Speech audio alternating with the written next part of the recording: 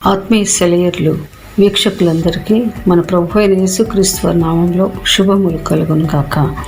Bible గ్రంథంలో దేవుడు జవాబు ఇవ్వని ప్రార్థనల గురించి ఈరోజు తెలుసుకుందాము. ఏ వ్యక్తులు ఈ ప్రార్థనలు చేశారు, దేవుడు ఎందుకు జవాబులు ఇవ్వలేదు, అన్ఆన్సర్డ్ ప్రేయర్స్గా బైబిల్లో ఎందుకు రాయబడింది, ఈ విషయాలను గురించి ఈరోజు తెలుసుకుందాము. మోషే 6 లక్షల మంది ఇశ్రాయేలీలను అరణ్యంలో నడిపించాడు. ఎర్ర సముద్రమును చీల్చిన గొప్ప ప్రవక్త. అరణ్య మార్గంలో అనేక అద్భుతములు చేశాడు. ఇశ్రాయేలీలను ఐగుప్తు బానిసత్వం నుండి బయటకు తీసుకువచ్చి అరణ్య మార్గంలో 40 సంవత్సరాలు ప్రయాణించి ఇశ్రాయేలీలను కనాను చేర్చడానికి దేవునిచే ఎన్నుకోబడిన నాయకుడు, ప్రవక్త. అయితే అతడు కనాను దేశాన్ని దూరం నుండి చూశాడే కానీ అందులో అడుగు పెట్టలేదు. కనాను దేశంలో అడుగు పెట్టాలని మోషే ఆశించాడు.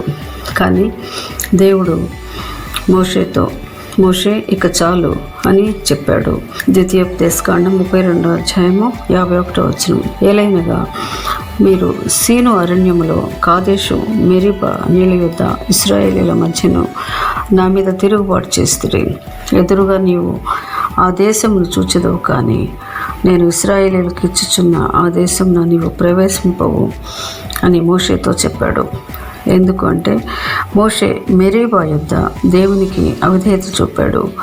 తన ప్రజలైన ఇశ్రాయేలీలను ద్రోహులారా అని సంబోధించాడు. ఇది దేవుని హృదయాన్ని గాయపరిచింది. కనాను దేశంలో అడుగు పెట్టకుండానే నెబో శిఖరం మీద మరణించాడు. దేవదూతలు అతనిని సమాధి చేశారు. అతని సమాధి ఎక్కడుందో నేటికి ఎవరికీ తెలియదు. ద్వితీయోపదేశకాండం 34వ అధ్యాయము 6వ వచనము. రెండవ వ్యక్తి దావీదు రాజు బత్షెబతో పాపం చేసి ఊరియాను సంహరింపచేసి బత్షెబను తన నివాసంలోకి తీసుకువచ్చాడు. బత్షెబాకు పుట్టిన మొదటి కుమారుడు జబ్బు పడ్డాడు. ఆ బిడ్డ ఆరోగ్యం కొరకు దావీదు 7 రోజులు ఉపవాసం ఉండి దేవుని సన్నిధిలో బిడ్డను బ్రతికించమని ప్రార్థించాడు. కానీ ఆ ప్రార్థనకు దేవుడు జవాబు ఇవ్వలేదు. ఆ కుమారుడు చనిపోయాడు. సమూయేలు 2వ గ్రంథం 12వ అధ్యాయము 15వ వచనం. మూడవ వ్యక్తి పౌలు భక్తుడు తన శరీరంలో ఉన్న ముళ్ళను తీసివేయమని దేవుని సన్నిధిలో 3 సార్లు ప్రార్థించాడు. కానీ దేవుడు నా కృప నీకు చాలును అని చెప్పాడు. కొరింథీయులకు రాసిన 2వ పత్రిక 12వ అధ్యాయము 9వ వచనం. పౌలు గారి శరీరంలో ఉన్న ముళ్ళు తీసివేయబడలేదు. కొన్నిసార్లు దేవుని తిరస్కారము మనల్ని నిరాశలోకి నడిపించడానికి కాదు, కానీ నూతన మార్గంలో మనల్ని నడిపించడానికి.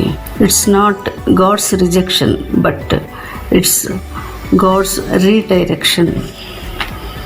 ప్రార్థనలకు జవాబు ఇవ్వనంత మాత్రాన దేవుడు వారిని ప్రేమించలేదని కాదు, కానీ వారి కొరకు తన యొక్క స్టోర్ హౌస్లో ఏదో మేలైనది దాచి ఉంచాడు. వాళ్ళను ఇంకా లోతైన అనుభవాల్లోకి నడిపించడానికి దేవుడు ఉద్దేశించాడు. అందుకే కొన్నిసార్లు నీతిమంతుల ప్రార్థనలకు కూడా జవాబులు రావు. ఛానల్ మీకు నచ్చినట్లయితే లైక్ చేయండి, సబ్స్క్రైబ్ చేయండి, ఇతరులకు షేర్ చేయండి. దేవుడు మిమ్మల్ని ఆశీర్వదించును గాక.